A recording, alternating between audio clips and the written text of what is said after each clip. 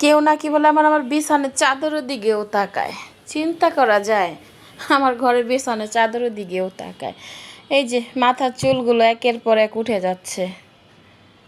এইভাবে জীবন থেকে সব সুখ শান্তি মানসিক শান্তিগুলোও জীবন থেকে উঠে যাচ্ছে। কি করব ভাই, কিছু শকুনের চোখ পড়ছে, শকুনগুলো তো ভালো থাকতে দিবে না। তবে সবচেয়ে বড় কথা হয়েছে, মহান আল্লাহ তাআলা যাকে সুখ দিবে শকুনরা কি করবে? শকুনের কিচ্ছু করার নাই। এইভাবে জীবন থেকে মাথার চুলের মতো সব সুখ শান্তি সব উঠে যাচ্ছে। জানি না শয়তানগুলো কি করছে। ওদের নাম তো রাখছি আমি বান্দর, কারণ বাদরের মতো নাচানাচি করে যে, এগুলো হচ্ছে বান্দর। ওদের থেকে বান্দরও ভালো আছে। বান্দরও যারও যে কলা দেয় বাদাম দেয় তার সাথে প্রবলেম করে না। আর বান্দরগুলো তো ইচ্ছাকৃতভাবে মানুষকে